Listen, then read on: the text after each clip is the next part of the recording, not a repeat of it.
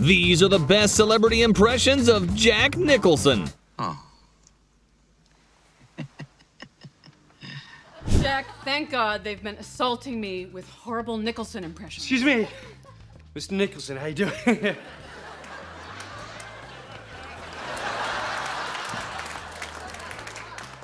Jim Breuer here, just want to know what you think of my impression. You want to know the truth? You can't handle the truth. One of the stars of Heartburn was Jack Nicholson, and he gave me some pretty good advice about working with Mike. Isn't this brave? Another day, another $50,000. Jack said, the one thing about Nichols is he's a comic. The bastard's always laughing. It's like working with a damn clown in a director's chair.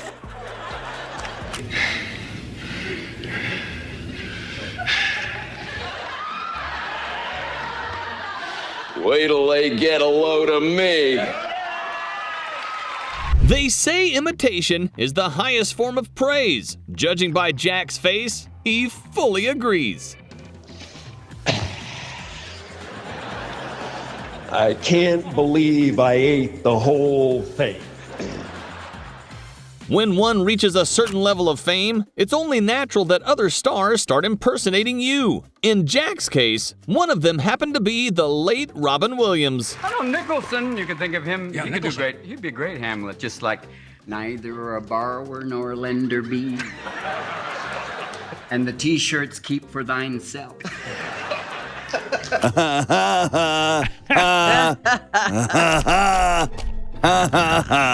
You know, when I was a kid, we used to get like metal things, like tin whistles. Now you get a picture of a fucking snake. Did you know Nicholson actually tried convincing Adam Sandler to become a Lakers fan? Here's how that went. In the beginning, when I used to start hanging with him, he would always say, "Come over, let yourself like the Lakers. It's good for you." I'd be like, "I can't do it. I can't do it. I can't. I'm not allowed to do that." And he'd always be like, "I had that too," and then I just let it go. And he was so happy to be. But did he grow up a Knicks fan and then became a Laker fan? He said he bought season tickets with his buddy, and he used to sit up in the bleachers, I think. And when he first moved out, and he said, and I just allowed myself to enjoy the Lakers. And then, When I won my Academy Award, he was there. He won, this was his third Academy Award. We're standing backstage because they're just about to take you to the press conference. And he goes, "You know, Robbo, now I have one for every decade." Now for one from the archives, young Jim Carrey himself. Despite lacking confidence and experience at the time, he still unleashed his Nicholson impression without a hint of hesitation. I love the new Nicholson movie. His face is just an amazing face to do. It's such a great feeling to sit back and just sort of be cocky.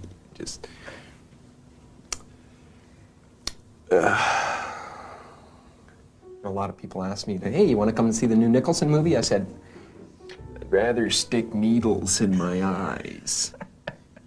If you understand what I'm trying to say to you. I do these Jack Nicholson eyes.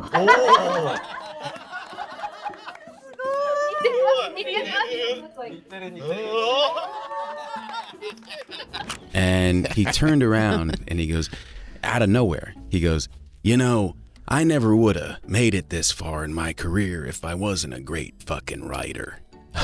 Really? Yeah, out of nowhere. I'm supposed to be looking at Jack, and all I see is my mom behind him. So I am freaking out, and Nicholson sees how unnerved I am and thinks it would be hilarious to give me a hard time about it. So he comes over the table there where we're all sitting between setups and says, "Hey, kid."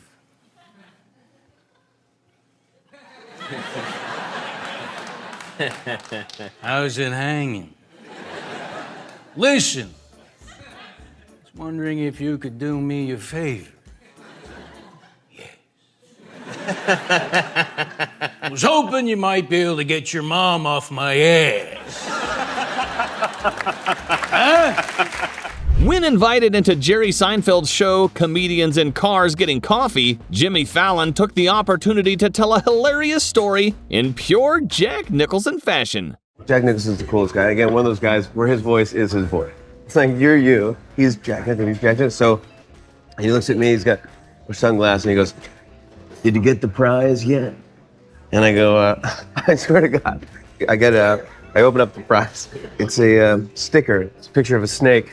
He goes, "You know, when I was a kid, we used to get metal things like tin whistles, stuff like that." Then, without even looking at me, he's looking out at the game. He goes, "Now you get a picture of a f***ing snake." Dude, it was like someone wrote it in the script. Now you get a picture of a f***ing snake. Though he may not be under the spotlight as much as before, his Jack Nicholson impression is still working full-time. I said, Mr. Nicholson, I just wanted to tell you I'm extremely excited to be working with you again. It's a great pleasure. And Jack goes, "Did we work together before?" And he says, "Yes, we did." And he goes, "What film did we do together?" He says, "Well, we did Missouri Breaks." Nicholson goes, "Oh my God, Missouri Breaks, Jesus Christ, we were out of our minds on that film. Holy shit, Jesus Christ, it's a wonder I'm alive. My God, there was so much drugs going on, and we were stoned out of our minds. Holy shit." I want to see Jack Nicholson as Bugs Bunny going, "Hello, doctor. What's up? Nice piece of tail, Trixie." If you let my daughter go now, that'll be the end of it. I will not look for you. I will not pursue you. But if you don't, I will look for you. I will find you. And, I'll kill you. Let's just say if Nicholson impressions are an art form, Jim Breuer is the pioneer. And before I could turn around, I hear this voice. Swear to you. He goes, "Hold on to the elevator door."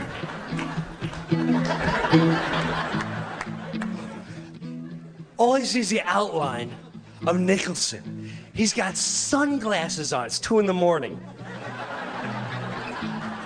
Like, this guy rules. It's 2 a.m. He's right in front of me, and he's got a trench coat. And he goes, "You got the door?" I said, "Yeah." He turns to the crowd and he goes, "Well, if you got your cameras, start snapping." Nicholson takes a step off the elevator. He stops. He turns to me. He gets right in my face and he lifts up his sunglasses. "You know, you look the way I feel right now."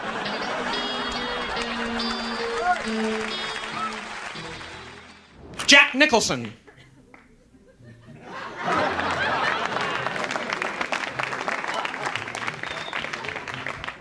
I said 5 easy pieces: The Shining, Last Detail, Carnal Knowledge, King of Marvin Gardens. And he's sitting there and we're in this private plane, it's humming and everything like this. And I'm like this young kid, and he looked at me and goes, "Like I've always said, kid, I don't make movies, I make classics." Jack Nicholson doing the drum.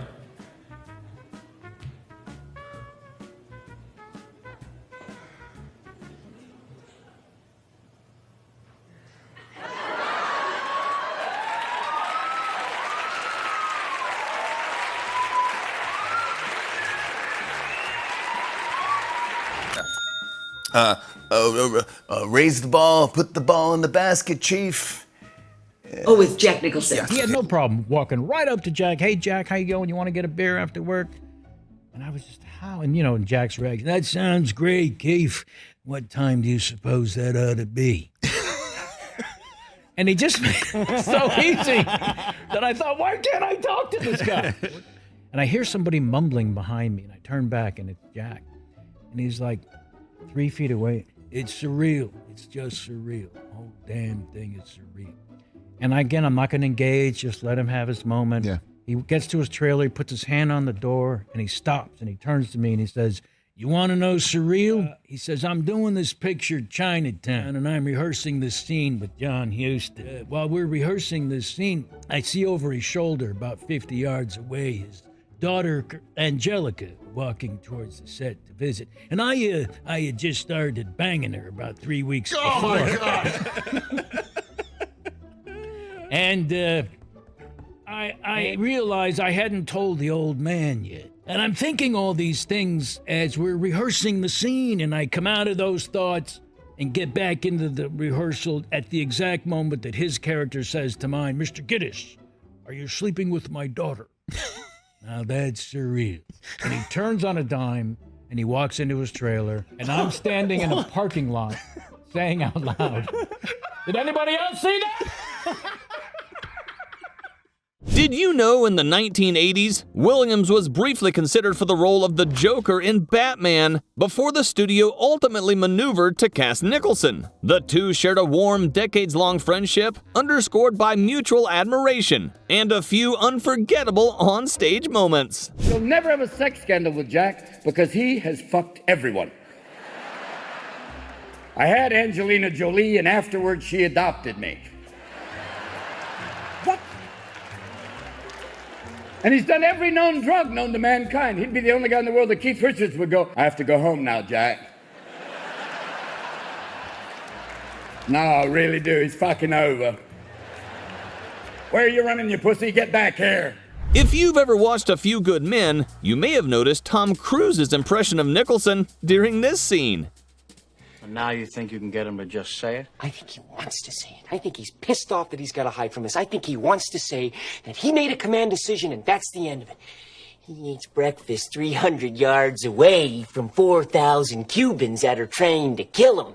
If you remember the OG Batman movies, then you probably know Michael Keaton, the first actor to portray a dark version of Batman. It's safe to say, the guy's got some stories to tell. Every morning it was like this. I'd walk in and go, morning, Keats. And then I'd go into makeup, which was extensive, and just go like this, just go. And sleep, which is wise. So one morning we always say, hey, what are you doing? What'd you do last night or whatever? And he goes, damn good darts tournament last night. My hand to God. My hand to God. Damn good darts tournament. That's a man with a problem. One day he looked over at me. We're both being made up in our suits. And he just looks at me and says, well, we just gotta let the wardrobe do the acting, kid. And that's true. After a while, man, you just work the suit, you know?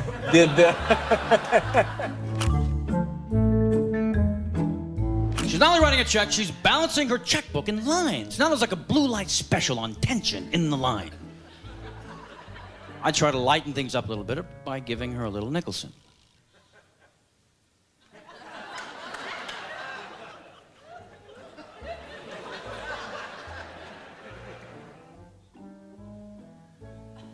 Excuse me, miss. How you doing?